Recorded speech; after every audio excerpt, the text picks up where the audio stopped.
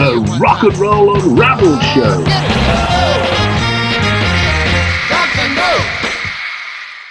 I'm Derek Shelmerdine. Welcome to another Rock and Roll Unraveled show. Now, the king of rock and roll, Elvis Presley, interesting guy, had three very distinct careers. In the 1950s, he was the king of rock and roll. And when he came out of the US Army in the early 60s, he reinvented himself as a 1960s Hollywood matinee idol. He made 31 movies as an actor, and the last one in 1969 was Change of Habit, where he actually fell in love with a nun, though I don't think he knew she was a nun at the time. In the 1970s, well, he became the ultimate Las Vegas cabaret star. But today we're just going to look at the 1950s, and we're going to take a look at Elvis, the rock and roll years. He was born on the 8th of January 1935 in Tupelo, Mississippi. His mother was Gladys Love and his father was Vernon Presley, and they lived at 306 Old Saltillo Road in East Tupelo, Mississippi. He had a twin brother, Jesse Garin, but sadly he was stillborn. And when he was 3 years old, Vernon, his father, he was actually sentenced to serve 3 years in prison for forging a check. Now, despite that, Elvis had a very religious upbringing. He went to the Pentecostal First Assembly of God Church in East Tupelo, and gospel music became a very, very important influence on Elvis. Now, he gave his first public performance on the 3rd of October 1945, and that was at a talent competition, the Mississippi-Alabama Fair and Dairy Show.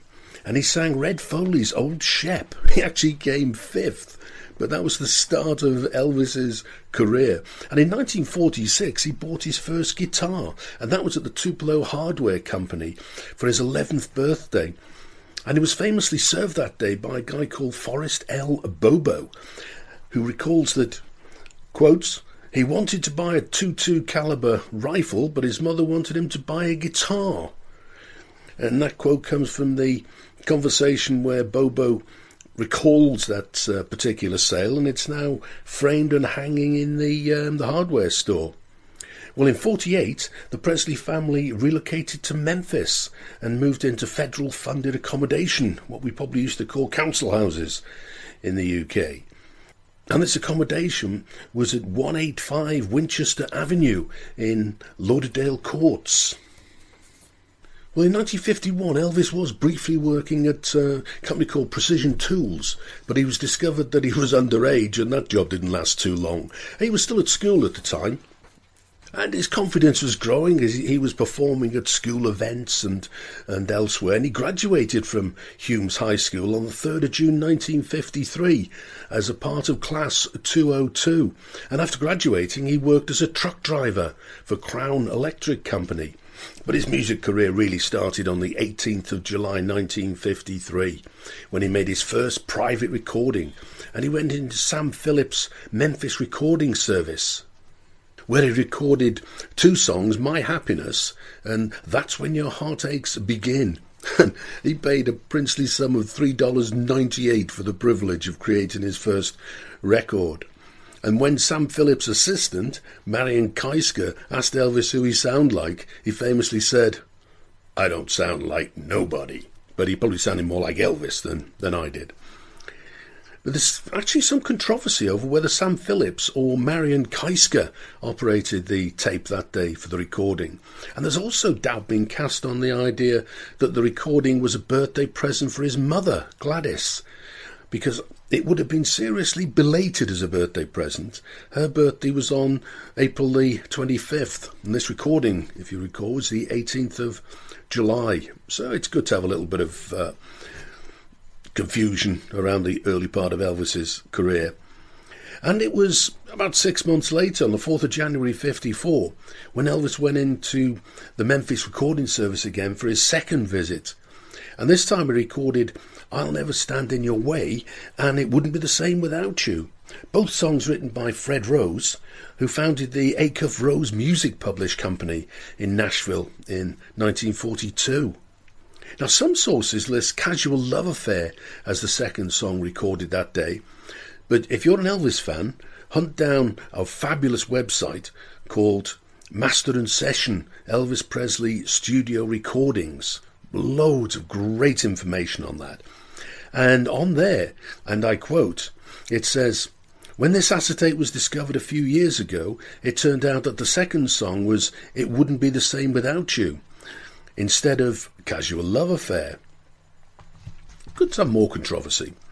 When Elvis made this second private recording, Sam Phillips told him that he'd give him a call if ever he found a song he felt was suitable for Elvis. And on a trip to Nashville, Sam Phillips came across a song called Without You, and he called Elvis in, and Elvis came to the studio, tried it out, but it didn't really go too well. But fortunately, Sam Phillips didn't give up on Elvis.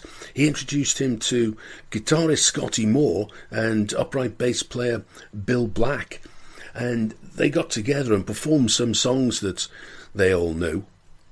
And on the 5th of July, with Sam Phillips at the controls, he recorded his first single, That's All Right. Now, that was actually a cover, as most of Elvis's recordings were at the time and later, and that was written by Arthur Big Boy Crudup and recorded by him in 1946. And I thought it'd be great to listen to the original version. You won't hear this on the radio too often. And this is Arthur Big Boy Crudup with the original version of what would become Elvis's first Sun single, That's All Right. It was the 5th of July 1954 when Elvis made that first recording session at Sun and recorded That's All Right.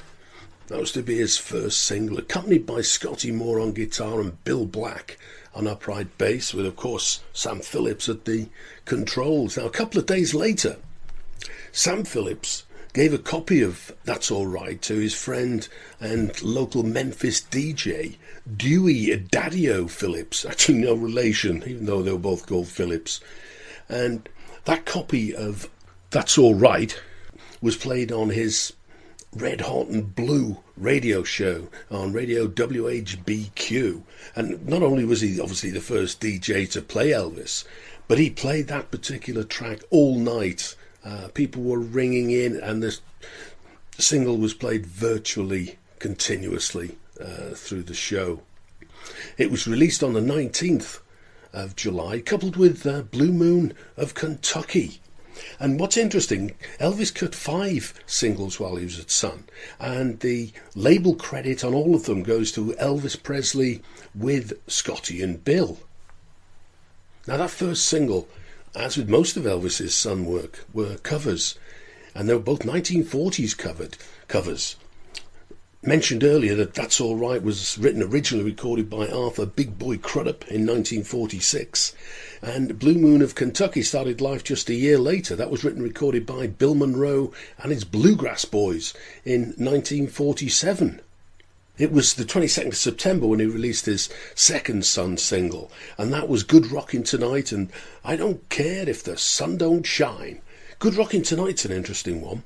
It was actually written by Roy Brown and originally released by him in the autumn of 1947, failed to make any kind of impact on any of the charts until it was covered by Wynonie Harris, and it was his version that entered the R&B charts in the summer of 1948, and it remained there until the end of the year. And that was the version that is said to have inspired Elvis's cover of Good Rockin' Tonight.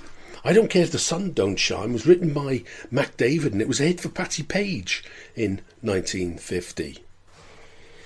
And on October the 2nd, Elvis made his only appearance at the Grand Ole Opry, that's centrepiece of country music. And sadly, the country audience didn't really warm to Elvis's style, and it was a very lukewarm reception that night. In fact, the Opry's manager, Jim Denny, he spoke to Elvis backstage after the performance and suggested to him that he should consider giving up singing and return to truck driving. Fortunately for us, Elvis didn't take that advice.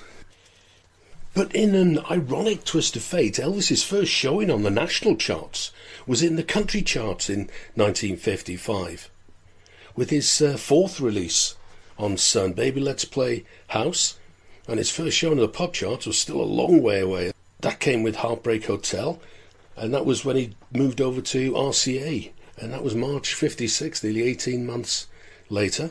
But things will really start to happen for Elvis now in the October. On the 16th of October 54, he appeared on the Louisiana Hayride and went down very well. It brought him back the following week. Louisiana Hayride was a country music show syndicated on radio stations across much of the South and West, and it provided Elvis really with his first exposure to a wider audience.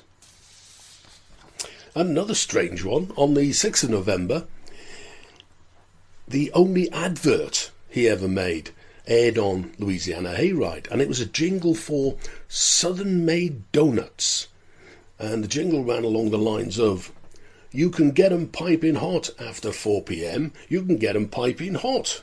Southern Made Donuts hit the spot, you can get 'em piping hot after 4 p.m. Elvis didn't really go on to a career in advertisements. And then it was the beginning of 1955 when he signed his contract with his first manager, Bob Neal.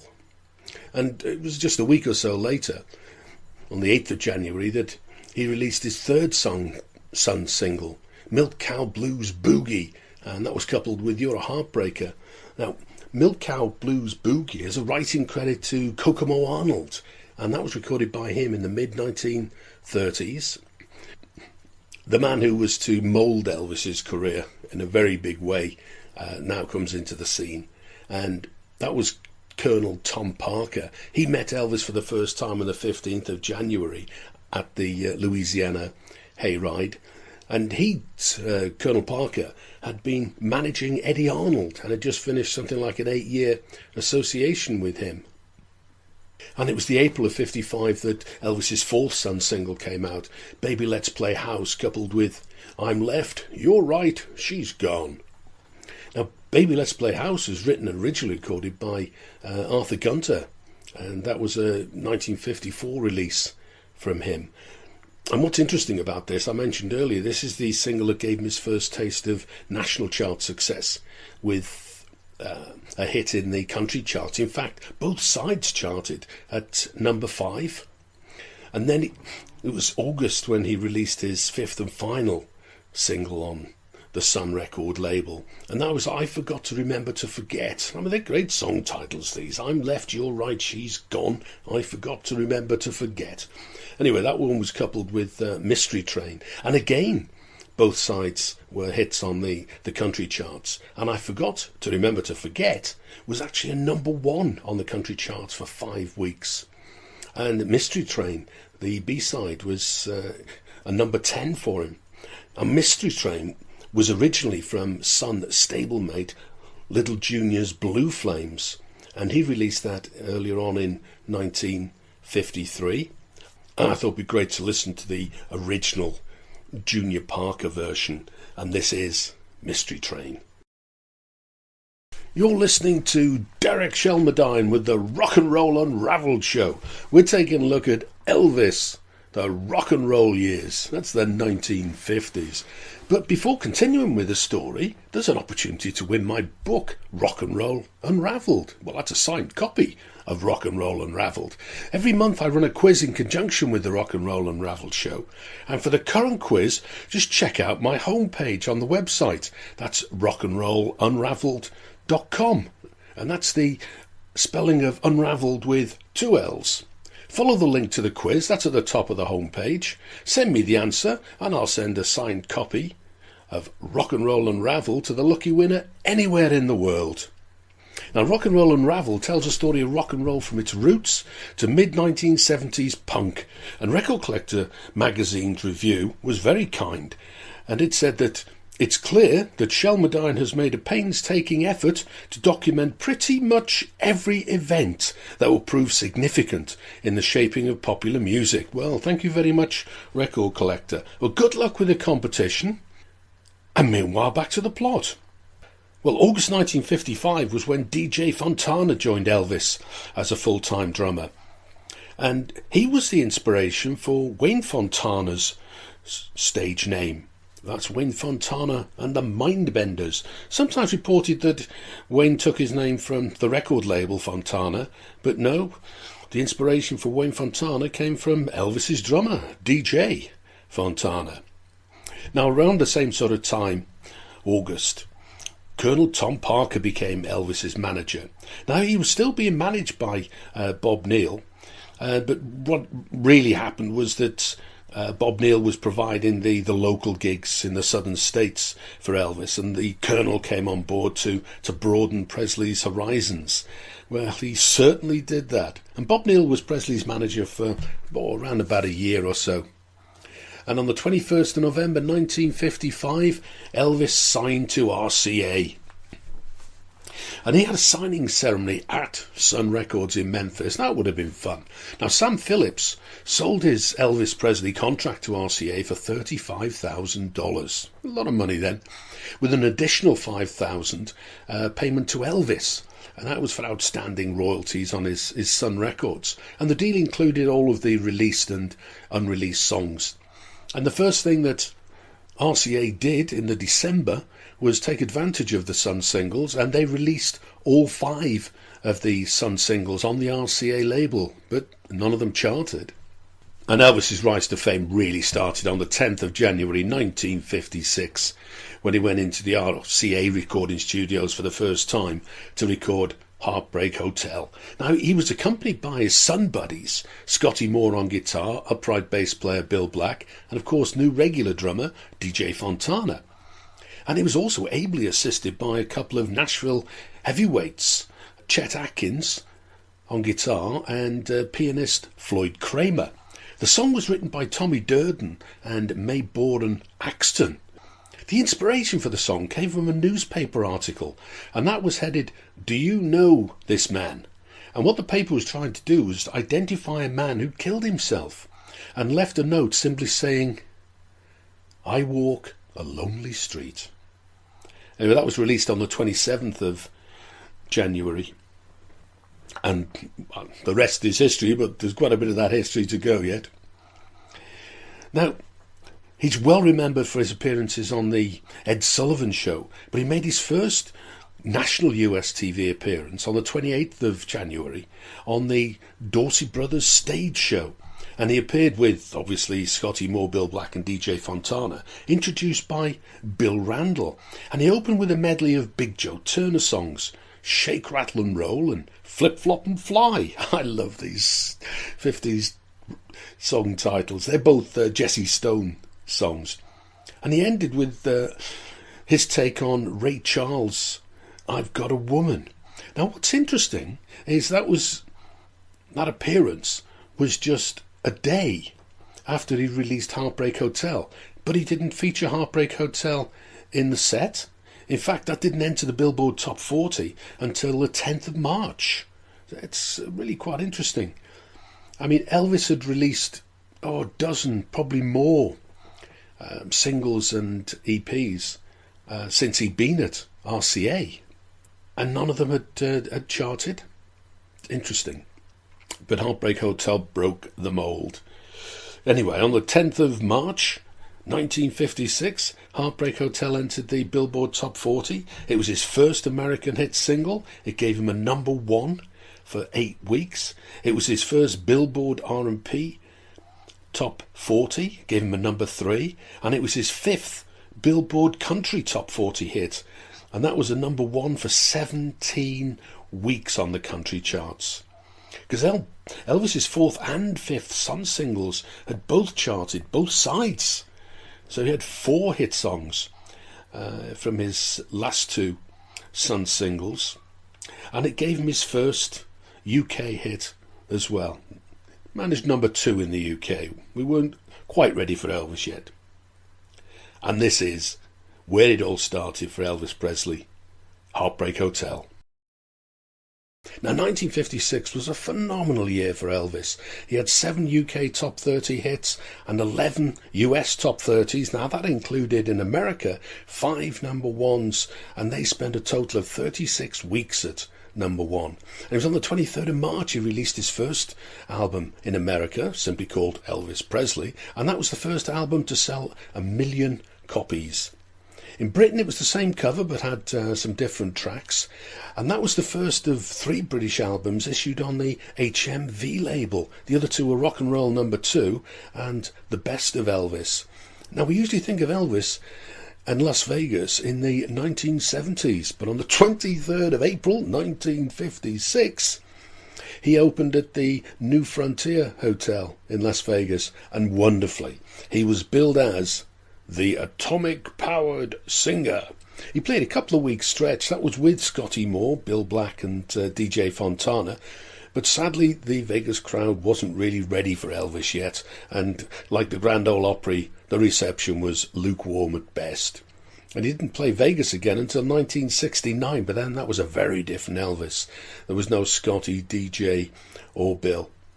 And on the 28th of April, Blue Suede Shoes entered the Billboard Top 40. Now, that's a cover of Carl Perkins' original. Carl Perkins wrote it and recorded on Sun Records. And the Carl Perkins version gave Sun Records its first million seller. And it was the 11th of May when Heartbreak Hotel entered the UK charts. And now Britain was taking to Elvis in a big way. This first single hits the number 2 spot. His first singles were released on the HMV label, and that was because RCA had a UK distribution agreement with EMI, who owned HMV, but EMI were going off and buying Capitol, and this was all about to change, and RCA soon had their own label releasing Elvis songs in the UK. And the 11th of August, in America, he released Don't Be Cruel and Hound Dog. Both sides spent 11 weeks on the Billboard Top 40 at number 1. Now, Hound Dog was written by Lieber and Stoller and originally recorded by Big Mama Thornton, and it gave her an R&B number 1 in 1953.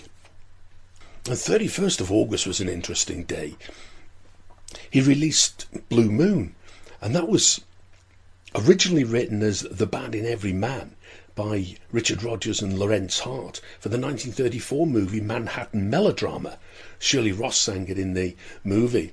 And that movie's also got an interesting association. That was the movie that American gangster John Dillinger saw just before he was ambushed and gunned down by the FBI in front of the Biograph Theatre in Chicago. Now, Lorenz Hart rewrote the lyrics of The Bad in Every Man, and it became Blue Moon. And that was a big hit for the Marcells in 1961, a classic doo-wop song from them. In the UK as well, it was his 4th UK hit, gave him a number 9.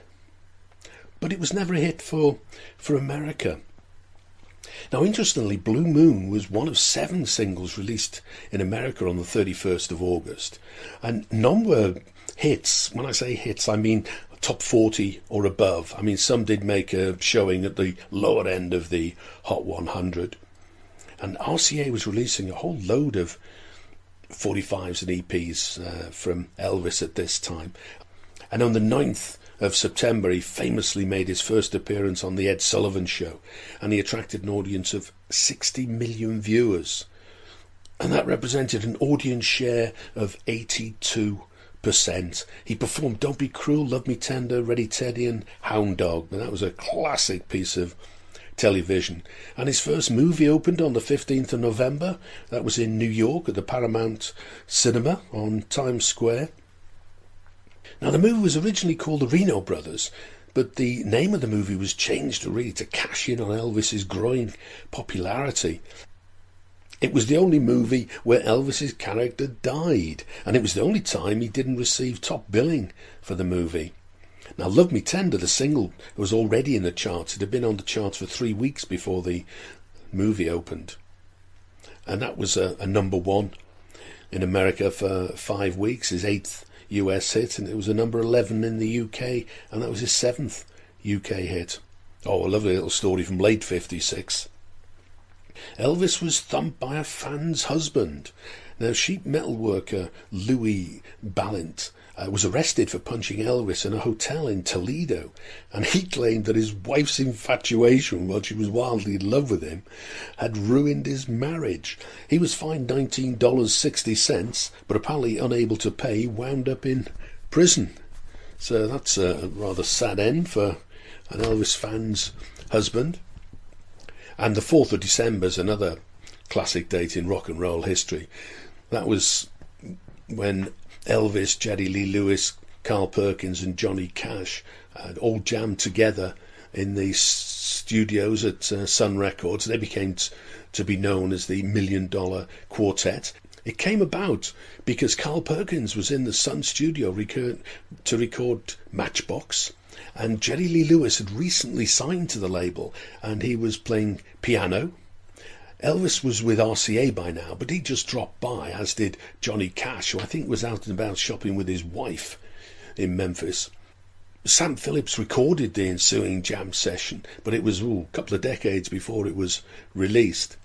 Now, Johnny Cash left the studio shortly after posing for the iconic photo of the 4 of them. That's the one with Elvis seated at the piano, and the lady at the piano was Elvis's girlfriend, Madeline Evans. Now, the jury's actually still out as to whether or not Johnny Cash was actually involved in the recording of this $1 Million Quartet.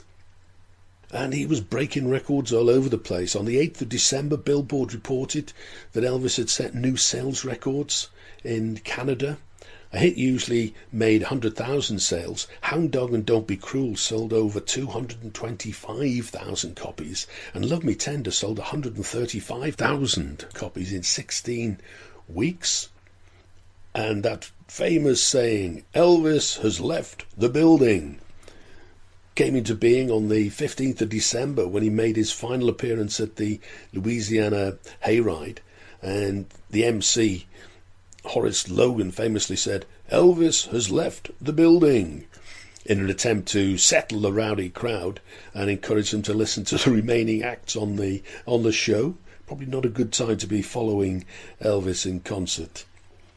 And the 29th of December, he had 10 singles on the Billboard Hot 100. And bearing in mind that his first single, Heartbreak Hotel, didn't hit the charts till the March, this is a phenomenal feat. Now, he was kept off the number 1 this week by Guy Mitchell, who was spending his 4th week at number 1 with Singing the Blues. And the songs Elvis had on the charts were number 2, Love Me Tender from the soundtrack of the movie, Love Me at number 7, 26, Don't Be Cruel, 38, When My Blue Moon Turns to Gold Again, 47, Old Shep, 54, Hound Dog, 54, Poor Boy from the Love Me Tender movie, number 70, Any Way You Want Me, B-side of the Love Me Tender single. At 78, Paralysed, and at 93, Blue Moon. But I thought for our next song we'd have a listen to one of the real classic rockers from Elvis. This is Blue Suede Shoes. It was his 3rd American hit, got him to number 20. Not very high. And it was only a number 9 in the UK. That was his 2nd UK hit. And this is Elvis with the classic Blue Suede Shoes. Elvis's 3rd and final appearance on the Ed Sullivan Show came on the 6th of January 1957, and this is when he fell foul of CBS's Guardians of Good Taste, because after Elvis's gyrating performances on the previous shows, the TV audience this time was only shown Elvis from the waist up. Now, he performed Hound Dog and the Otis Blackwell penned Don't Be Cruel. And at the end of Elvis's set, despite the censorship decision, Ed Sullivan had nothing but praise for the young singer. And this is what he said: "I wanted to say to Elvis Presley in the country that this is a real decent, fine boy. And wherever you go, Elvis, we want to say we've never had a pleasanter experience on our show with a big name than we've had with you." Well, that's a nice thing for Ed Sullivan to say. And 3 weeks later, Too Much entered the American charts, and it was the first single to actually credit the Jordanaires on the label. It's sung backing vocals before, but this was the first label credit. It was another number one for 3 weeks. It was actually Elvis's sixth American number one. And in April, beginning of April, he made his first appearances outside of America. It was only in Canada, Toronto and Ottawa. He did make a third appearance later, but we'll pick that one up. It's an interesting one. And in the middle of June, he had a UK hit with All Shook Up, and that was his first number one. It was actually still on HMV, and it was the number one for 7 weeks. And that was another one credited to the Jordanaires. But now he was releasing his songs on HMV and RCA, so the HMV releases were really becoming a thing of the past. And in the July, his second movie premiered, Loving You, and that had a couple of good songs on the soundtrack, Teddy Bear and Lonesome Cowboy. And that third concert in Canada was on the 31st of August at the Empire Stadium in Vancouver. And it was the last of 3 gigs outside the USA. And it had about 20,000 fans at the concert. The posters actually billed the Jordanaires and the Bill Black combo separately. But soon after the performance started, the fans rushed the stage and the show was halted while they urged the fans back to their seats. Elvis resumed his set, but another stage rush shortly afterwards resulted in the show being cut. That was it. It finished rather prematurely. What was great, though, the music critic for the Vancouver province, Ida Halpern, she described Elvis's performance as, and I quote, an artificial and unhealthy exploitation of the enthusiasm of youth's body and mind, and went on to say, one could call it subsidised sex. Well, thank you for that view, Ida. Now, in the October, Elvis had his 19th American hit with Jailhouse Rock, gave him number one for 7 weeks. And almost the same day, in fact the following day, he released his Elvis Christmas album. And that contained White Christmas, as you'd expect, and Blue Christmas. Now, Blue Christmas was released in the UK in 1964. And it was Elvis's 52nd UK hit. Now, the album was also released in the UK, but it wasn't a hit over here. Interestingly enough, Elvis's first hit UK album didn't come until November 1958 with Elvis Golden Records, and was still in mid-October. His third movie, Jailhouse Rock, premiered in Memphis, and on the 10th of November he had his final concert before going in the army. It was the first of 2 days in Hawaii. Now, his next live concert appearances didn't come until he opened in Las Vegas in July of 1969. And on the 13th of January 1958, Elvis reported on set for the beginning of the making of the King Creole movie. Now, he got a 2-month deferral from the army so that he could complete the film, and it was his 4th movie before going in the army. And in that January, Jailhouse Rock hit the UK charts, and it was the first ever single to enter the UK charts at number 1. Now, we're at the end of January, beginning of February. He released his last singles his last single in America, but both sides charted. Don't went in first, and then the B-side charted on the 3rd of February, I Beg of You, and that became his last hit single before he joined the army. And of course, Don't was his last UK hit single as well.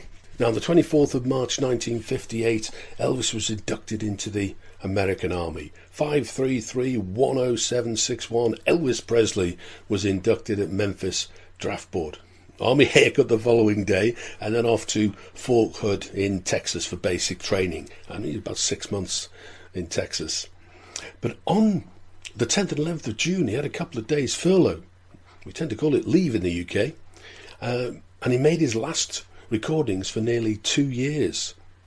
Now, the session included Chet Atkins, DJ Fontana and Floyd Kramer, and he recorded I Need Your Love Tonight, Ain't That Loving You Baby, I Got Stung, A Fool Such As I, and A Big Hunk of Love. In the October, he arrived at his base in Freiburg, near Frankfurt, and he spent the next 18 months there. In the mid-September 59, he met the 14-year-old Priscilla Bewley. In January, he was promoted to sergeant, and on the 2nd of March, he flew out of Germany, famously touching down in Scotland. And 2 years of army life came to an end. He was officially discharged on the 5th of March 1960.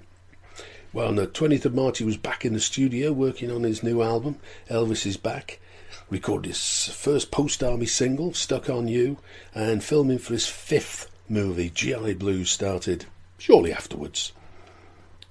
But now this was a very different Elvis that returned from the army. This was a new, fluffy Elvis, light years from his 1950s persona. For the 1960s, he reinvented himself as a Hollywood matinee idol and trod a completely different path to the rest of the rock and roll world. I mean, Elvis Presley, I think it's fair to say, can be considered to be unique in the annals of rock and roll history. Well, that's it. I've been Derek Shelmerdine. You've been listening to the Rock and Roll Unraveled show and the story of Elvis, the rock and roll years. I hope you've enjoyed the show half as much as I have in putting the whole thing together. If you're into social media, you can check me out on Twitter at RNR Unraveled and Facebook at Rock and Roll Unraveled. That's both with the double L for Ravelled. Remember, you can win a copy of my book, Rock and Roll Unraveled. Simply go to the website homepage, rockandrollunraveled.com. Click on the link to the competition, and I'll post a signed copy of the book to the lucky winner anywhere in the world. Good luck with the competition, and join me again next time for another look at a little piece of rock and roll unraveled. Now, to play us out, this is the first song he ever performed in public. That was way back in 1945. It was also number 47 when he had those 10 singles on the Billboard Hot 100 in December 56. And this is Elvis and Old Shep.